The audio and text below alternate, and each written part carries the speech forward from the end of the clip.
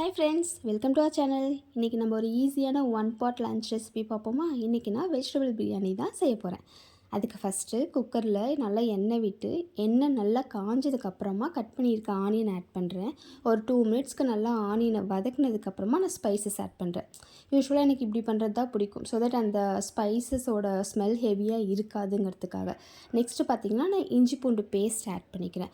அதனுடைய raw smell போகிற வரைக்கும் வதக்கி விட்டுட்டு கட் பண்ணி வச்சிருக்கிற ஒரு தக்காளி நான் இதில் ஆட் பண்ணிக்கிறேன். தக்காளி ஒரு 5 மினிட்ஸ் போல் விட்டிங்கன்னா நல்லா குழஞ்சி வந்துடும். அதை நல்லா வதக்குனதுக்கப்புறமா கட் பண்ணி வச்சுருக்க வெஜிடபிள்ஸ் வந்து நான் இது கூட ஆட் பண்ணிக்கிறேன். உங்கள்கிட்ட என்னென்ன வெஜிடபிள்ஸ் அவைலபிள் இருக்கோ, இல்லை உங்களுக்கு என்னென்ன வெஜிடபிள்ஸ் போட்டால் பிடிக்குமோ அதெல்லாம் நீங்கள் இது கூட ஆட் பண்ணிக்கோங்க. இன்றைக்கி பார்த்தீங்கன்னா நான் வந்து கேரட், பீன்ஸ், உருளைக்கிழங்கு, அப்புறம் ஓவர் நைட் சோக் பண்ணி வச்ச சன்னா, ஒயிட் சன்னா வந்து ஆட் பண்ணியிருக்கேன். நீங்கள் இது கூட பட்டாணி இல்லை மற்ற சன்னா வகைகள் உங்களுக்கு எது பிடிச்சிருக்கோ அந்த வெரைட்டிஸ்க்கு ஏற்ற மாதிரி ஆட் பண்ணிக்கோங்க. ஆட் பண்ணிவிட்டு நல்லா பைண்ட் ஆகிற மாதிரி கிளறி விட்டுட்டு நெக்ஸ்ட் நான் இது கூட ஸ்பைசஸ் ஆட் பண்ண ஸ்டார்ட் பண்ணுறேன். இன்றைக்கி நான் என்னெல்லாம் போட்டிருக்கேன்னா மிளகாய்த்தூள், மல்லித்தூள், அப்புறம் கொஞ்சம் கரம் மசாலா ஆட் பண்ணி நல்லா அந்த மசாலாஸ் எல்லாமே வெஜிடபிள்ஸோடு கோட் ஆகிற மாதிரி நல்லா கிளறி விட்டுக்கிறேன்.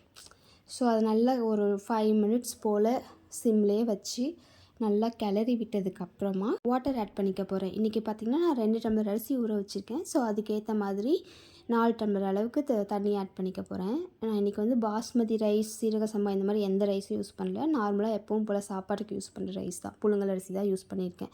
ஸோ அதுக்கேற்ற மாதிரி நான் தண்ணி ஆட் பண்ணிவிட்டு அது நல்லா ஒரு 5 மினிட்ஸ் ஹையில் வச்சு விட்டிங்கன்னா நல்லா கொதிச்சு வரும். அது கொதிச்சு வரும்போது இந்த ஸ்டேஜில் உப்பு காரம் டேஸ்ட் பார்த்துக்கணும்.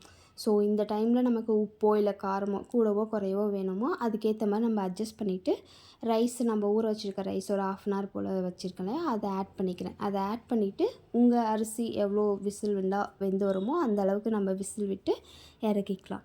ஸோ நம்மளுடைய டேஸ்டியான ஈஸி வெஜிடபிள் பிரியாணி ரெடி ஆகிடும். ஸோ எல்லாத்தையும் ரெடி பண்ணி பேக் பண்ணியாச்சு. லஞ்சுக்கு எடுத்துகிட்டு போயிட்டு சாப்பிட வேண்டியது தான். சீரியஸாகவே ட்ரை பண்ணி பார்த்துட்டு எப்படி இருந்துச்சுன்னு சொல்லுங்கள். Keep supporting me. Thank you for வாட்சிங். பாய்.